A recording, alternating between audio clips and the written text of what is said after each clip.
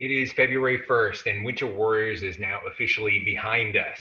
The team raised a total of $5,225 for the Chase Home for Children in Portsmouth, so tremendously successful. We had initially set a goal of 10,000, which was pretty high, but we thought shoot for the stars and settle for the moon. That's what happened. So thank you very much to everybody who donated.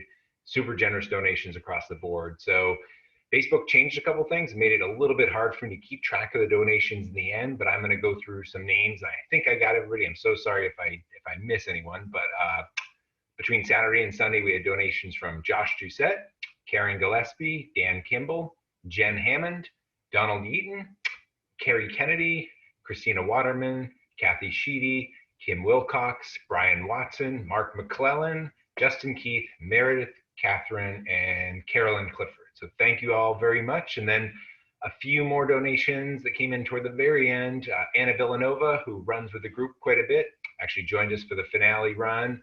A great runner in the area and also a pretty good pickleball player. Thank you, Anna, for donating.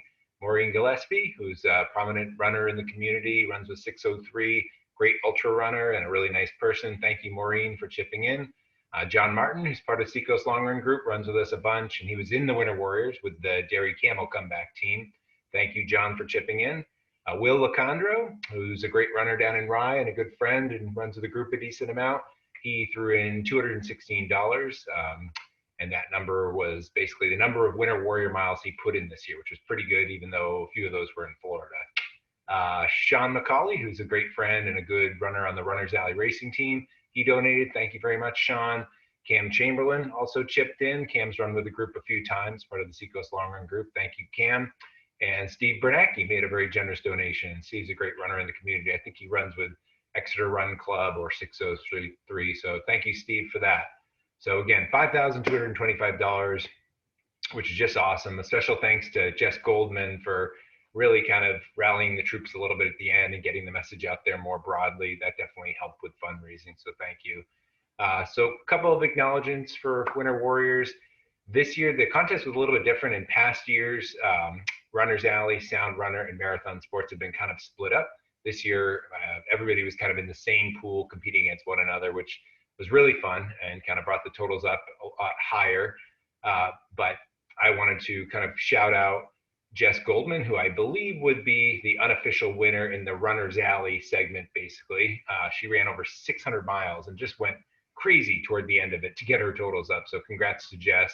And Derek Hamill, who is also part of that duo there, ran over 400 miles too, also putting up some crazy totals along the way. And it's great because the two of them were injured a lot last year, and it's really nice to see them running strong again. And Chelsea Loy had an amazing month. She ran at least 3 marathons, and she was very high up in the standings, just like she was last year. So really good job to all of them. You know, we think of them as kind of part of like an extension of the Icarus team out there, setting a high standard and inspiring us within our core team. So on that note, within our team, just to kind of go through the totals for anybody that might be interested, Sherwin Parkhurst was our top mileage guy for the month, and pretty awesome. He wasn't part of this last year, but he was pulled into the Runners Alley Racing team this year, and it's been a great addition. He put up 517 miles in total, which included 377 miles of running and possibly more impressively, 139 miles of walking. So his dog Dudley is a little tired and probably over it by now. Shiloh Schulte had a great month, 446 running miles, which was the top on the team. And he chipped in 46 miles of walking. A lot of that with the dog. He's probably also sick of it. So 492 miles total for the month. Vojta Ripa, 403 miles total, all of them running, none of them walking. And during the month, Vojta welcomed a new son into the world. So congratulations to Vojta and Hillary. That's a lot more important than anything we were doing here. But to Vojta's credit, he dropped a 2:43 marathon along the way.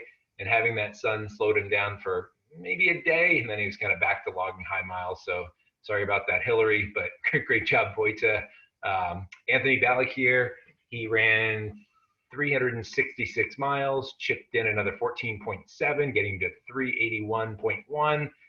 The elder statesman on the team actually representing quite well. So he was a great addition. It was the first year Anthony did the competition, and he knocked it out of the park and did a lot of like 10-mile runs every single day and then big miles on the weekend. I managed to log 376.6 miles. Only 7 of those were walks. I got tired of those walks very early in the competition. So mostly held together, a couple injuries along the way, but I'm going into February feeling pretty decent. Mike Garasio ran 361 miles, no walks. As Mike does, he just kind of quietly, without complaint, just logged big miles day in, day out, and hit a great total. So nice job, Mike. Kevin Crowley put down 350 miles. Again, none of them walking, all of them running. Kevin is over in Concord. He made it over this way for a few runs. Yesterday, he missed our long run, our 2021 miler, and didn't really know what his plans were, but true to Kevin's character, in the afternoon, we saw his 21-mile run show up. So he always met his commitments and basically hammered away and was a great member of the team, as he was last year as well. Chris Ager, who was our top runner on the team last year, this year's totals were a little lower, 313.8, but he's in the National Guard and he was deployed to Washington to defend the Capitol. I don't think any of us saw that coming. So lots more important stuff on his plate, and he still managed to get some running in down around the parking garages and outside down there in DC. He's also dealing with some kind of little injury things here and there. So to put up 313 under those conditions while defending the Capitol is objectively awesome.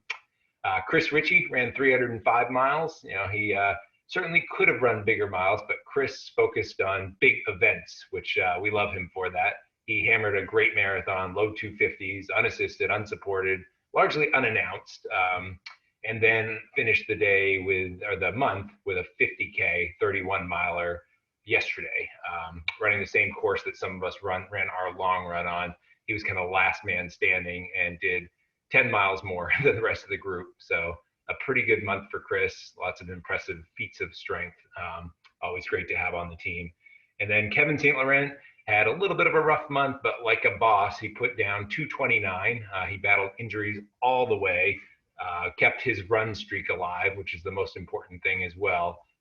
Dealing with sciatica, which makes it hard to walk, let alone run. But he still got out there and was grinding away and getting it done, and even showed up to support the team for the long run yesterday. So seeing some encouraging things from Kevin the last couple of days. He's starting to hit his stride again, and hopefully he'll be running strong again in February. But objectively, awesome job, still getting the mileage in and keeping things going. So again, for the month, 3,729.8 miles, which averages to 372 per person for the month, and a little over 12 miles per day per person. So big miles. The goal was 3,000. You know, I was feeling pretty good that we were going to be able to hit that. I really had no idea that we'd get so far over it. So I would say it's very fair to say that we were very inspired by the donations and by the cause, just running for the Chase Home for Children. So thank you to the Chase Home for kind of supporting us in this endeavor and giving us a reason and a purpose for getting out there all month, which is not easy. On that note, thank you to Runner's Alley and Sound Runner and Marathon Sports for putting this framework together. I would say getting outside every day in January when it's cold out is an objectively great idea. Sounds terrible, but especially in a pandemic, to get outside, get some sunshine, and we had a lot of it in January, get your body moving is just a critical thing to do. So kudos to Runner's Alley, Marathon Sports, and Sound Runner for putting this framework together and giving people a reason to go out and do this. So it's not easy, and I applaud everybody that participated and did the competition. And whether you ran 30 miles or 372, it's still a great accomplishment. And it's a lot easier to stay indoors, but a great thing to get outdoors. So thank you to the stores for creating and encouraging, inspiring everybody to get out there. And that's all. I'll let everybody go. Thank you again for all the donations. It was a lot of fun, and we will see you maybe next year.